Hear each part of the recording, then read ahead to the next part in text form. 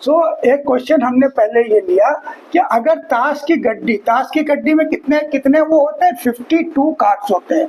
ठीक है, total card कितने होते हैं, 52 कार्ड्स होते हैं। ताश की गड्डी से 2 कार्ड अगर निकाल लिए जाए, 2 कार्ड निकल जाए, तो दोनों के राजा होने की क्या संभावना है। तो कार्ड में कुल राजा कितने होते हैं। देखिए, कार्ड में 4 तरीके के कार्ड होते हैं, क्लब का, हार्ट का, स्पेड का और डायमंड का। ये हुकुम, इसको बोलते हैं हुकुम का हुकुम। हाँ, ये क्या होता है, हुकुम का होता है, हुकुम बोलते हैं इसको। और ये तो हार्ट हो गया, दिल वाला हो गया, ये क्लब हो गया, और ये डायमंड का हो गया। ये स्पेड को हम लोग हुकुम भी बोलते हैं। तो ये काले रंग का होता है, ब्लैक कलर का होता है। तो 4 होते हैं। तो वो 4 में से वो कह रहा है 2 राजा एटलीस्ट निकल के आ जाए, 2 राजा एटलीस्ट निकल के आ जाए। तो जब इस तरीके की संभावना होती है, 2 कार्ड निकाल रहे हैं और दोनों ही राजा हो, तो हम लोग इसके कॉम्बिनेशंस निकालते हैं कि कितने तरीके से कार्ड को निकाला जा सकता है। तो कार्ड अगर 52 कार्ड को में से 2 कार्ड अगर निकाले जाएं, तो 52 कार्ड में से 2 कार्ड निकालने के कितने कॉम्बिनेशन हो सकते हैं, माने कितने तरीके से आप निकाल सकते हैं। तो आपके पास क्या है कि 52 तो कार्ड्स हैं, 52 कार्ड्स हैं, और इनका कॉम्बिनेशन आपको देखना है। कैसे कॉम्बिनेशन देखना है, 2 कार्ड से देखना है। तो आपका इसमें क्या होता है आंसर कि जैसे 52 है, तो 52 को एक एक कम करते चलिए। तो कितनी बार कम करेंगे, 2 है तो 2 बार, और नीचे कितना होगा, 2 और 1 कम कर देंगे इस तरीके से। तो आपके पास इससे काट दीजिए तो यहाँ कितना हो गया, 26। तो ऊपर कितना बचा, 26 इंटू 51। इतने तरीके से आपके पास ये पॉसिबल है कार्ड को निकालना। अब वो पूछता है कि possibility of king out of 4 card, possibility of 2 Kings, possibility of 2 Kings out of 4 card, क्योंकि 4 कार्ड होते हैं। तो इस बार हमारा कॉम्बिनेशन क्या, 4 तो है टोटल, और कॉम्बिनेशन हमें कितना निकालना है, 2 का निकालना है। तो हमारे पास ऊपर कितने हो जाएगी, 4 और 3, और नीचे कितनी हो जाएगी, 2 और 1 खत्म। तो इससे इसको काट दीजिए तो 2 आ जाएगा, 2 3 6। अब अगर हम ये निकालना चाहें क्या आंसर होगा, तो इसका आंसर होता है टोटल पॉसिबिलिटीज क्या है हमारे पास, अनुकूल 6 है, और कितने टोटल संभावना कितनी है, वो 26 इंटू, या तो वही गुणा कर लीजिए या ऐसे ही लिख लीजिए, ये हो सकता है। तो आप काट देते हैं, तो 3 2 जा 6, और 2 से इसको काट दीजिए, 13 आ गया, और 3 से इसको काट दिया तो 17 3 51, 7 21 का 17 3 51। तो आपके पास नीचे कितना बचा, 13 इंटू 17। तो आपका आंसर कितना हो जाएगा, 1/13 इंटू 17। तो 13 इंटू 17 को आप लोग गुणा कर देते हैं हम कैलकुलेटर से। तो आंसर क्या है, 221। इसको हमने या ऐसे भी कर सकते हैं, 13 छंग 72, 13 छंग 72, 13 13 26 13 13 54 13 छंग 78, 13 7 91, 13 7 91 का 1 9 है, 13 कम 13 और 9, 13 और 9 22 हो गया ना, 221 13। ठीक है, तो ये 1/221 ये आपका आंसर हो जाएगा। अब हम लोग एक और क्वेश्चन को लेने जा रहे हैं। क्वेश्चन है कि अगर 2 पासों को फेंका जाए, तो फेंकने पे जो उन पासों के ऊपर जो गिनती लिख के आएगी, उन गिनतियों का टोटल 4 से डिविजिबल हो या 6 से डिविजिबल हो, वो ऐसी कितनी संभावना है कि जो आएगा वो गिनती 4 से कट रही हो या 6 से कट रही हो। तो देखिए, जब भी 2 पासे फेंके जाते हैं तो कुल संभावना कितनी होती है, हमने पहले ही बताया था 6 इंटू 6 माने 36 होते हैं। टोटल उसमें संभावना क्या होती है, 36 होती है। कुल परिणामों की संख्या 36 होती है। अब आने के अनुकूल परिणामों की संख्या क्या होगी, अनुकूल परिणाम जो 4 से विभाजित हो जाए और 6 से विभाजित हो जाए। तो मैंने यहाँ पे ये लिख दिया, जो 4 से विभाजित होने वाले हैं और जो 6 से होने वाले हैं। तो 4 से होने वाले 8 गिनतियां हैं और 6 से होने वाली 6 गिनतियां। तो टोटल कितनी हुई, 14 गिनतियां ऐसी होंगी जो या तो 4 से कट जाएंगी या 6 से कट जाएंगी। तो प्रोबेबिलिटी आपको बतानी है, प्रोबेबिलिटी कितनी, प्रोबेबिलिटी 4 और 6, प्रोबेबिलिटी 4 और 6 का क्या होगा, आपके पास हो जाएगा 14/36। तो बराबर काट दीजिए तो 7/18 गुना 36। तो यही आपका आंसर हो जाएगा, ये आपका आंसर हो जाएगा। ठीक है, अब हम लोग क्वेश्चन नंबर 3 करेंगे। अब अगला क्वेश्चन है कि अगर एक डैश को 2 बार फेंका जाए तो क्या संभावना है कि दोनों बार में जो कुल संख्या आई उनको अगर जोड़ा जाए तो वो 9 के बराबर होगा। तो देखिए, चाहे दोनों एक एक करके 2 बार में फेंकिए और चाहे 2 डायस एक साथ फेंकिए, दोनों बात एक ही होती है मैथ्स के हिसाब से, तो दोनों के लिए नियम एक ही होगा। यानी कि आपके पास कुल वो संभावना कितनी होगी, जैसे हमने 6/6 बताया था, तो 6/6 यहाँ पर भी लागू हो जाएगा, यानी कि 36 जो है आपके वो होंगे। आपके पास कितने तरीके से इसको कर सकते हैं, 36 तरीके से आप कर सकते हैं। अब क्वेश्चन ये आ रहा है कि उसमें 9 कितने हो सकते हैं, तो 9 देखिए कितने तरीके से हो सकता है, 3 6 हो सकता है, 6 3 4 5 और 5 4, मैंने कुल कितने तरीके से 9 आ सकता है, सिर्फ 4 तरीके से 9 आ सकता है। तो अनुकूल परिणामों की संख्या 4 हो गई और कुल संभावित कितने हो गए, 36 हो गए। तो आपके पास प्रोबेबिलिटी का आंसर कितना हो जाएगा, प्रोबेबिलिटी कितने के बराबर हो जाएगी, 4/36, मतलब इसको 2 से अगर काट देंगे तो ऊपर 2 बचेगा, नीचे 18 बचेगा, तो ऐसे सीधे 9 से ही तो कट जाएगा, 1/9 हो जाएगा। ये अगर काट देंगे तो 1/9 आ जाएगा। तो यही आपका आंसर होगा। आप क्वेश्चन नंबर 4 करेंगे। तो अगला क्वेश्चन है कि अगर एक बैग है, एक बैग में कुल कितने बॉल है, 15 बॉल है। 15 बॉल कैसे है, 6 तो नीले है, 4 सफेद है और 5 बैगनी है। तो इस बैग में से अगर 3 बॉल को एक साथ निकाल लिया जाए तो उन तीनों के बैगनी रंग होने के क्या चांसेस हैं।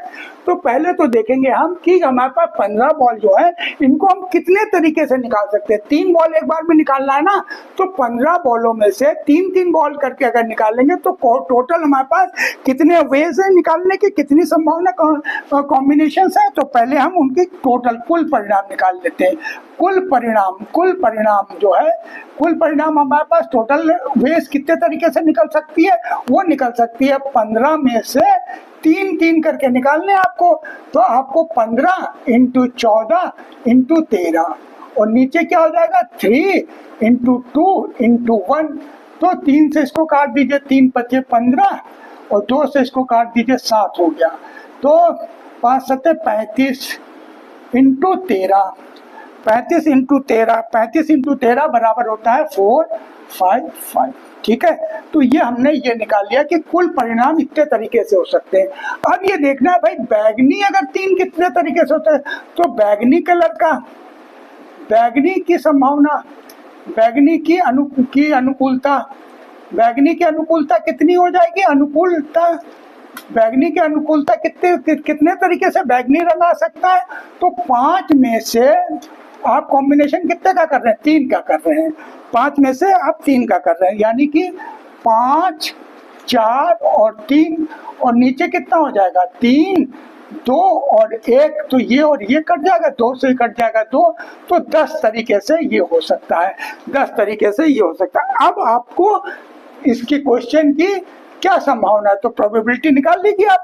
प्रोबेबिलिटी पर्पल की प्रोबेबिलिटी क्या हो जाएगी, 10 जो है निकालने का अनुकूल का 10 है और कुल परिणाम कितने 455 है। तो इसको अगर आप काट दीजिए 5 से तो ये 2 आ जाएगा और 5 से ये 91 आ जाएगा। तो आंसर कितना हो जाएगा, 2/91, ये आपका आंसर हो जाएगा। ये क्वेश्चन नंबर 4 का आंसर हुआ। अब इसी तरीके से एक क्वेश्चन और बता देते हैं आपको। ठीक है कि एक बैग है, बैग में आपके पास क्या है कि 3 तरीके के बॉल है, सफेद बॉल है, पीला बॉल है और नीले बॉल है। ठीक है, टोटल 21 बॉल हो गए। तो इनमें से अगर एक गेंद निकाला जाए तो वो पीला नहीं होगा, इसकी क्या प्रोबेबिलिटी है, इसकी क्या संभावना होगी। तो पहले देख ले पीले की संभावना, मतलब प्रोबेबिलिटी ऑफ येलो निकाल लीजिए पहले। तो प्रोबेबिलिटी ऑफ येलो कितनी होगी, 9 तो आपके पास वो है और 21 टोटल है। तो ये तो हो गया पीले आने की संभावना। अब पीला नहीं होने की संभावना, नहीं का मतलब ये होता है, तो ये कैसे होता है, 1 माइनस पीला घटा दें इसमें से। ठीक है, तो कितना हो जाएगा, 21 में से 9 चले जाएंगे 12, तो 12/21। तो इसका आंसर कितना हो जाएगा आपका, ये तो ये कट सकता है 3 से, 3 चौक 12, 3 7 21, तो 4/7 ये आपका आंसर हो जाएगा। ठीक है, तो इस तरह का क्वेश्चन नंबर 5 हो गया। अब एक क्वेश्चन नंबर 6 एक लेते हैं। अब एक क्वेश्चन मिला कि 2 लोग हैं, वो दोनों कुछ हिस्सा झूठ भी बोलते हैं। तो ए क्या होता है, ए जो भी कुछ बात बोलता है उसका सिर्फ 75% सच होता है, बाकी झूठ होता है। और बी जो बोलता है उसमें से 20% सच होता है, यानी बी सिर्फ 80% सच बोलता है, बाकी झूठ बोलता है। तो अगर पी का ए निकाले, मतलब पी का सच बोलने का अगर निकाले पी ए, तो सच बोलता है 75%, तो कुल मिला के कितने का हो जाएगा, 3/4 के 75/100, तो 3/4 के बराबर हो जाएगा। तो पी झूठ कितना बोलता है, 1 में से 3/4 घटा देंगे। ये कैसे आएगा, 1 में से 3/4 घटा दीजिए, तो 1 में से 3/4 घटाएंगे तो 1/4 बच गया। ठीक है। अब इसी तरीके से अगर हम झूठ बोलने का इसका ले ले बी का, तो बी झूठ कितने में बोलता है, ये माइनस लिया है जिससे सच नहीं का, ये नहीं का साइन ले लिया। तो झूठ बोलता है 20% केसेस में, मतलब 20/100 1/5 में बोलता है। तो सच कितने में बोलेगा, बी जो है सच कितने में बोलेगा, वो 1 माइनस 1/5, तो कितना हो जाएगा, 4/5 हो जाएगा। तो 4/5 में वो सच बोलता है। अब उन दोनों का अंतर कितना होगा, पहले तो ये निकालने मिला करके, तो दोनों का अंतर क्या होगा, पी का ए और पी का बी ले लीजिए। ठीक है। और इधर वाले पी का ए डैश और बी ले लीजिए। भाई या तो ये सच बोलता है, अगर पी सच बोल रहा है तो बी झूठ बोल रहा है, ये ले लिया। और दूसरी बात, पी झूठ बोल रहा है और बी जो ए जो है झूठ बोल रहा है, माइनस में झूठ बोल रहा है, और बी सच बोल रहा है। तो एक कॉम्बिनेशन ये होगा, एक कॉम्बिनेशन ये होगा। जैसे 2 5 से फेंकते हैं 6/6 आता है, उसी तरीके से ए अगर सच बोल रहा है तो बी तब झूठ बोल रहा है। ये मान के चलिए ए सच बोल रहा है, बी झूठ बोल रहा है।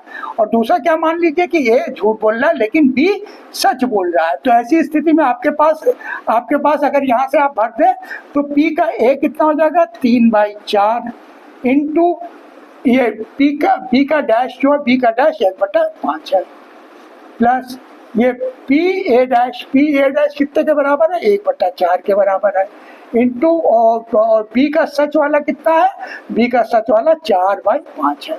तो देखिए ये और ये कट सकता है, इधर तो कुछ कटेगा ही नहीं।